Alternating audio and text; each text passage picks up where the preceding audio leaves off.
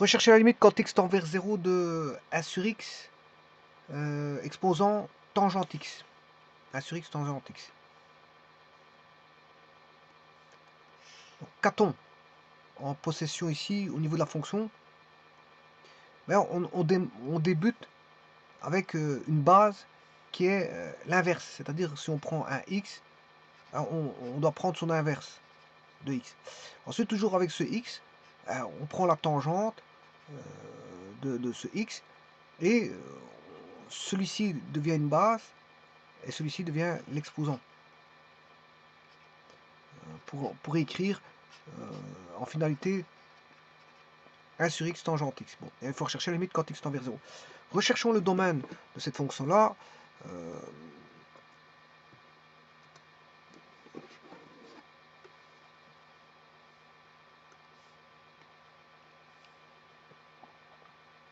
Le domaine de cette fonction, eh bien j'écrirai 1 sur x tangente x correspond à exponentielle de ln de 1 sur x. Tangente x, en d'autres termes, c'est e de tangente x ln de 1 sur x. Ou en d'autres termes, je peux coécrire exponentielle de tangente x ln de 1 sur x. Alors, celui-ci, 1 sur x, doit être strictement positif. Donc, 1 sur x doit appartenir à r plus 0. Mais en plus de ça, la tangente, ben, il faut enlever tout ce qui est tout ce qui est annulation de la tangente, tout ce qui est parallèle au niveau de la tangente. Quand je dis parallèle, on a une tangente parallèle, c'est-à-dire pi demi plus capi. On n'a pas d'intersection quand on a pi demi. Bon, j'ai mal mis le...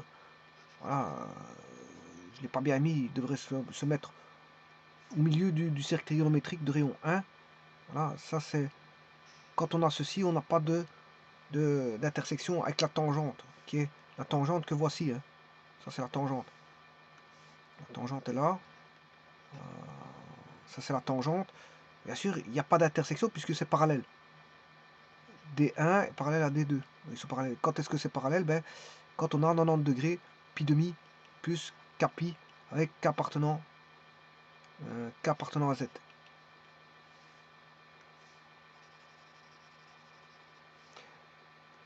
Oui, mais il faut interpréter ça, le domaine, il faut l'interpréter dans son sens, c'est-à-dire que ici le k ne peut pas être négatif. Hein. Donc je dirais même plus, le k ici appartient à... bon, est-ce qu'il peut être nul? Oui, mais pas négatif. Donc c'est z+. K appartenant à z+, ici. Parce que il doit appartenir à R plus 0, mais le K, pour appartenir à R plus 0, il ne peut pas avoir un K négatif qui va donner des valeurs négatives, alors que les valeurs doivent être reprises dans R plus 0. Alors on va voir ça tout de suite.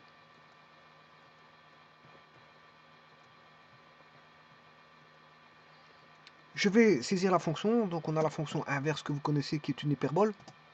Voilà, avec ses asymptotes x égale 0 et y égale 0. Ensuite, je vais chercher la fonction tangente qui est une fonction périodique. Voilà, avec ses asymptotes en pi demi plus kpi. Et maintenant, si je prends f exposant g,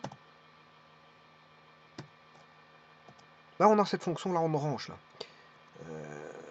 Donc je vous avais bien dit qu'elle n'est pas définie en 0. On a toute une panoplie de points rouges. Hein. Je prends par exemple le point 0,1. Ceci c'est un point rouge. Si je prends le point pi demi, pi sur 2, 0, voilà, ça c'est un point rouge.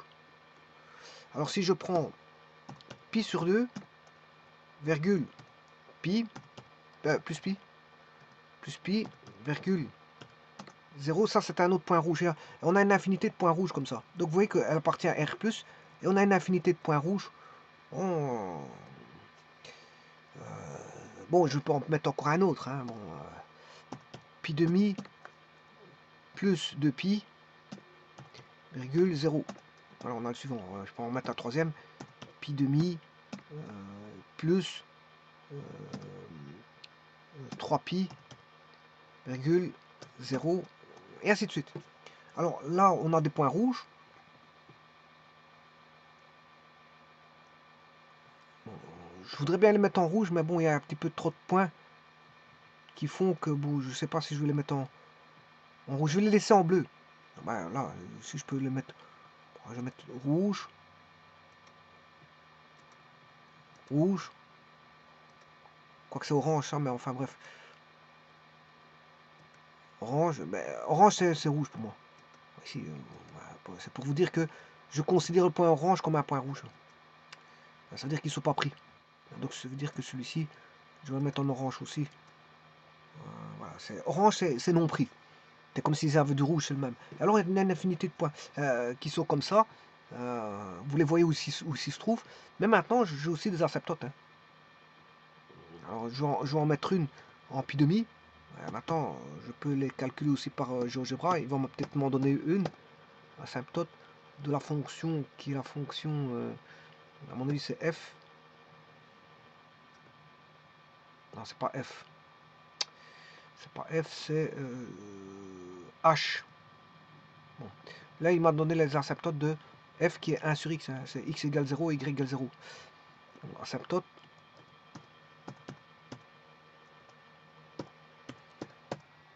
de h.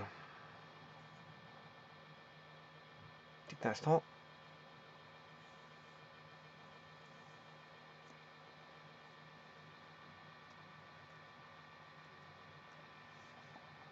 Alors, les asymptotes où sont-elles? Ben, vous aurez compris qu'elles sont en x égale pi demi. Alors, on voit la une. Hein. Il y en a une autre en x égale pi demi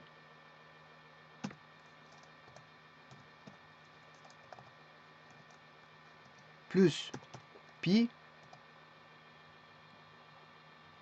x égale pi demi plus 3pi, plus de pi avant, x égale pi demi plus 3pi. Voilà, et donc vous voyez que ce sont les asymptotes et puis ça se répète, c'est toujours la même chose. Alors qu'est-ce qu'on demande ici? On demande la limite, de toute façon, ce qu'on demande ici dans l'énoncé, c'est la limite quand x tend vers 0. Alors la limite quand x tend vers 0, ben, vous voyez bien que ça fait 1, puisque j'ai mis un point rouge en 1, sur GeoGebra. Mais maintenant, je vais le calculer, bien sûr. Hein. Alors, ce qui va m'intéresser, c'est au point 0, au voisinage de 0. Donc, je vais bannir tout ce qui est à droite et rechercher en 0. Et en 0, c'est bien un point rouge qui vaut 1. Alors, je peux rechercher cette limite, voilà, elle est là. Je vais encore faire un rapprochement. Voilà, ça fera 1. La limite quand x tend vers 0 de cette fonction, ça fera 1. Encore faut-il le prouver mathématiquement, c'est ce que je vais faire dès à présent.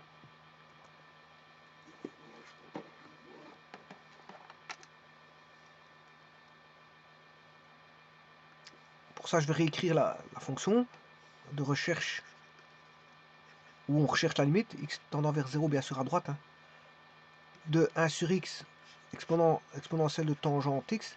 Je rappelle que ça s'écrit exponentielle. La limite, je vais le mettre à l'intérieur. Pourquoi? Parce que la fonction exponentielle est continue de tangente x ln de 1 sur x. Voilà à quoi ça rime cette fonction-là. Donc ce qui veut dire qu'on aura exponentielle. Ici, on aura une constante. Vous aurez compris que la constante, elle vaut 0. La constante k vaudra 0, parce qu'on sait bien que le résultat vaudra 1. Donc je dois trouver que la constante k vaut 0. Donc ce qui se trouve à l'intérieur de l'exponentielle doit valoir 1. Donc je m'intéressais à ce qui se trouve à l'intérieur. Et puis aller rechercher l'exponentielle en finalité. Eh bien c'est ce que je vais faire ici dans un petit instant.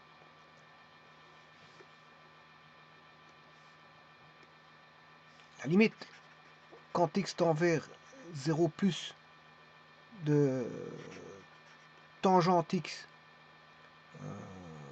ln de 1 sur x, tangente de 0, ça fait 0, Et là, 1 sur 0, ça fait l'infini. Et ln de l'infini, c'est l'infini. Voilà. Et là, on a une forme d'indétermination 0 fois l'infini. Alors pourquoi ln, c'est une fonction qui fait ça quand x tend vers plus l'infini, mais la y tend vers plus l'infini. Hein. C'est juste ça, c'est pour ça que c'est plus l'infini. Et donc, ici, j'écrirai quoi? C'est un cas d'indétermination qui est 0 fois l'infini. 0 fois l'infini est une forme indéterminée. Là, on a affaire à une FI. Voilà, 0 fois l'infini. 0 fois l'infini est une FI. Et donc, je vais essayer de transformer ça de manière à pouvoir avoir l'infini sur l'infini ou 0 sur 0 pour pouvoir calculer par l'hospital. Bon, et c'est aisé d'avoir ça. Parce qu'il suffit de réécrire le produit autrement. Je vais l'écrire sous forme de ln de 1 sur x. Et le tangente x qui est ici, je vais le mettre 1 sur tangente x. Et là, ça change tout au niveau du calcul de la limite. Limite quand x tend vers 0 plus est égal à... Alors, ln, là, on a l'infini. Voilà, parce que 1 sur x, ça fait 0. Ça fait 1 sur 0, c'est l'infini. Et ln de l'infini, ça fait l'infini. Je dirais même plus l'infini. Voilà, et 1 sur tangente x, c'est 1 sur 0. 1 sur 0, ça fait l'infini. Alors, si on a à droite, c'est plus l'infini. Hein, parce que la tangente, si je dessine la tangente, à droite de 0, c'est plus. Hein. On se rapproche de 0 par la droite, la tangente est positive. Par contre, quand on est par la gauche, elle est négative, la tangente. Hein. À gauche de 0, la tangente est négative. Je parle du voisinage de 0. Donc 0 plus, ça fera plus l'infini, mais de toute façon, ici, les signes, ça n'intervient pas parce qu'on a l'infini sur l'infini, c'est une forme indéterminée. Mais là, on sait bien qu'on peut appliquer l'hospital. Parce que l'hospital s'applique pour 0 sur 0 et l'infini sur l'infini. Donc, c'est-à-dire qu'on aura l'hospital s'applique pour 0 sur 0 et l'infini sur l'infini. Eh bien, on va dériver ln de 1 sur x dérivé et 1 sur tangente x dérivé. On va calculer la limite quand x tend vers 0 à droite.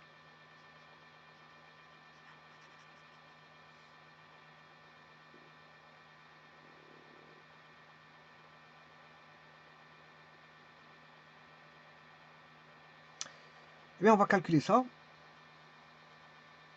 Bon, avant toute chose, il y a quelque chose qu'on sait calculer hein, dans tangente x. Puisque tangente, ici 1 sur tangente x, c'est la cotangente. Hein. La cotangente, c'est cosinus sur sinus. Donc, si j'écris cosinus x sur sinus x, bon, appliquer l'hospital, cosinus de 0, ça fait 1. Donc, ceci, c'est une constante, ça fait 1. Donc, ça fait 1, ceci. Donc, je peux réécrire.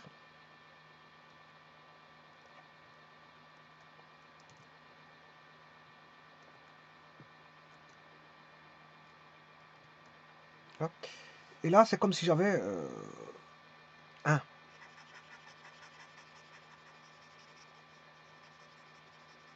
C'est un traitement intermédiaire pour éliminer ce que je peux éliminer. Bon, je ne suis pas obligé de faire l'hospital de tout. Du cosinus. Là, maintenant, je vais dériver 1 sur sinus x. Alors, je dirais même plus. Je peux co-éliminer ici parce que je ne suis pas obligé de faire l'hospital ici. Pour celui-là, je ne suis pas obligé de faire l'hospital. Vous reconnaissez qu'ici, on a un... Bon, je ferai l'hospital par après. Je vais éliminer ce que je peux éliminer. Donc, j'ai déjà éliminé le 1 ici, qui était le cosinus. Hein. Enfin, j'ai éliminé le cosinus, qui donne 1. C'est surtout ça. Et là, ce que je peux co-éliminer, c'est par les infiniment petits. Équivalent, je vais multiplier par x, diviser par x. Là, c'est comme si on n'avait rien fait. Et comme de cette façon-là, sinus x sur x, ça fait 1. Ou x sur sinus x, ça fait 1. Ces deux infiniment petits, ce sont des infiniment petits équivalents. De même ordre. Voilà, ils sont tous les deux infiniment petits, sinus x et x, ils sont du même ordre et le rapport, quand x tend vers 0, il fait 1. Donc là, je peux dire que on a 1 aussi. Donc qu'est-ce qui va rester? Ben, il va rester très peu. À la limite, quand x tend vers 0 plus de ln de 1 sur x sur... il va rester plus que 1 sur x. Il va rester 1 sur x. Et là, bon, si je fais 1 sur 0, ça fait 0. 1 sur 0, c'est l'infini. Ln de l'infini, c'est l'infini. Et là, on a 1 sur 0, c'est l'infini sur l'infini. Et là, je peux appliquer l'hospital uniquement sur ça.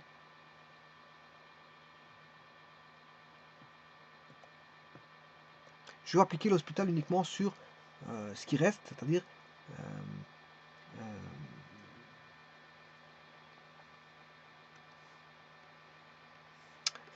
ln de 1 sur x sur, bien sûr, c'est ici que je vais appliquer l'hospital, parce que j'ai éliminé au départ certaines choses pour pouvoir avoir des choses plus faciles.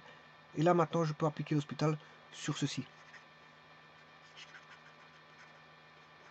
Alors, maintenant, bon, je ne vous ferai pas l'affront de pouvoir calculer 1 sur x, mais c'est moins 1 sur x carré. Bon, ça, c'est assez simple.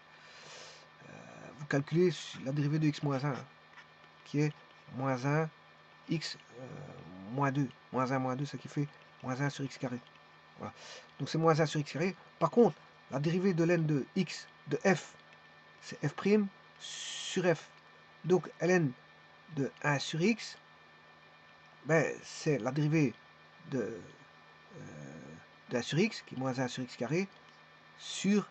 Bon, je vais faire sur une page à part parce que j'ai plus de place. Je m'excuse. Je vais recommencer. D'ailleurs, j'ai peut-être fait une erreur quelque part. Tellement c'est...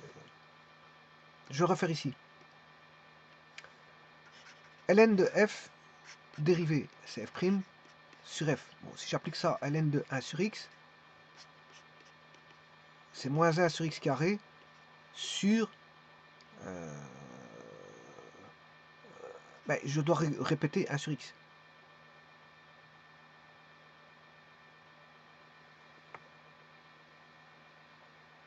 Voilà. Et donc, qu'est-ce que je peux écrire? Ben, je peux écrire que je ne fais pas de simplification parce que la simplification, elle est aussi simple que ça. Moins 1 sur x carré sur 1 sur x. Alors, vous remarquez qu'ici, on a un moins 1 sur x carré. Donc, c'est-à-dire qu'on aura moins 1 sur x carré sur 1 sur x fois... alors ici, c'est comme si on avait 1 sur moins 1 sur x carré. Voilà pourquoi je n'ai pas fait de simplification, parce qu'il y a deux expressions identiques ici. Donc, il va rester 1 sur x. Ça veut dire qu'on n'a plus que x. Il reste plus que x.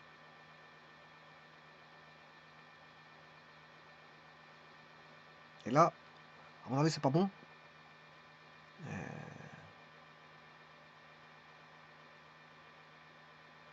C'est pas bon parce que je devrais avoir E de... Ah oui, si, c'est bon, c'est bon, c'est bon, c'est bon. E de 0, ça fait 1.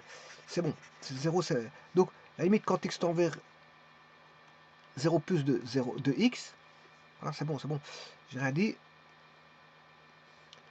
La limite, quand x tend vers 0 plus de x, ça fait 0. Bien sûr, et j'aurais même 0 plus. On tend vers 0 plus.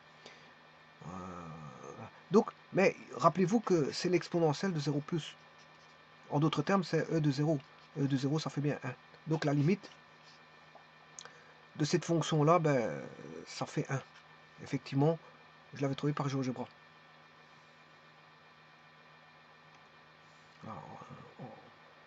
Quand on s'approche de 0, ça fait 1.